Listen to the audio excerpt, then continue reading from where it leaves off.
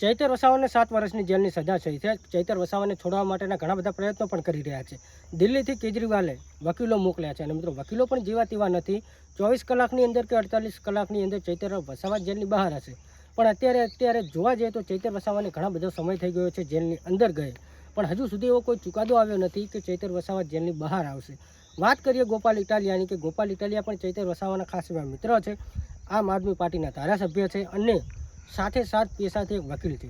તો શું ગોપાલ ઇટાલિયા ચૈતર વસાવાનો કેસ ન લડી શકે, પોતાના મિત્રને જેલની બહાર ન લાવી શકે, કે કોઈ આ એક એવું ષડયંત્ર રચવામાં આવ્યું છે કે ચૈતર વસાવા ખરેખર જેલની બહાર જ ન આવવા જોઈએ?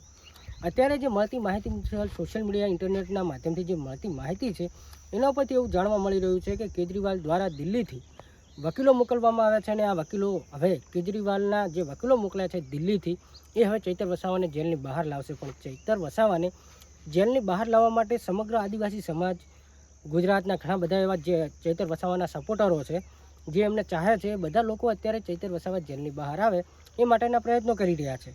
એમાં ગોપાલ ઇટાલિયા પણ છે, જે ચૈતર વસાવા જ્યાંથી જેલની અંદર ગયા છે ત્યાંથી ઘણા બધા પ્રયત્નો કરી રહ્યા છે. અને અત્યારે સૌથી મોટા સમાચાર તો એ સામે આવ્યા છે કે ચૈતર વસાવા સહિત જે 7 લોકો 8 લોકો અન્ય હતા, એમાં 12, 13, 15 વર્ષનું જે બાળક હતું અને જે માતા હતી, આ બંનેની જામીન અરજી સ્વીકારવામાં આવી છે. હા મિત્રો, તો અત્યારના સૌથી મોટા સમાચાર તો એ જોવા મળી રહ્યા છે કે જે 12-15 વર્ષના બાળકને પણ 7 વર્ષ તેમની મા સાથે જે જેલ વનવાસ ભોગવવાનો હતો, એમાં હાઈકોર્ટ દ્વારા અરજી આપવામાં આવી છે કે જે તેમને અરજી દાખલ કરી હતી એમની અરજી, જામીન અરજી સ્વીકારી લેવામાં આવે છે.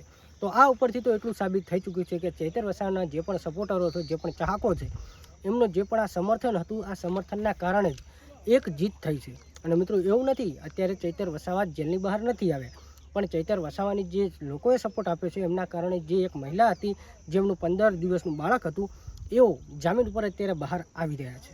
તો મિત્રો અત્યારના સૌથી મોટા સમાચાર તો આ જ છે કે ચૈતર વસાવાને જે પણ પબ્લિક સપોર્ટ કરે છે એ સપોર્ટના લીધે અત્યારે આ એક જીત થઈ છે. તો તમે લોકો આ વિશે શું કહેવા માગો છો કમેન્ટ કરી જણાવી શકો છો. બાકી ચૈતર વસાવાને જો દિલથી સપોર્ટ કરતા હોય ને તો આ વિડીયોની અંદર ચૈતર વસાવા માટે કમેન્ટ કરો અને વિડીયો વધુમાં વધુ શેર કરો.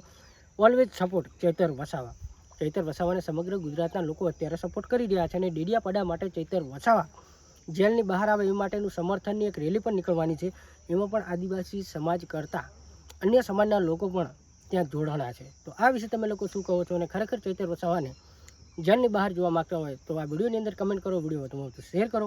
ફેસબુકની અંદર જોતા હોય તો પેજને ફોલો કરો અને યુટ્યુબની અંદર જોતા હોય તો આપણી ચેનલને સબસ્ક્રાઈબ કરજો, કેમ કે તમે ઘણા બધા લોકો આપણી ચેનલમાં વિડીયો તો જોવો છો પણ ચેનલને સબસ્ક્રાઈબ નથી કરતા. તો ચેનલને અવશ્ય સબસ્ક્રાઈબ કરી અમારો હોસલો બુલંદ કરો અને ચૈતર વસાવા માટે અવાજ ઉઠાવો.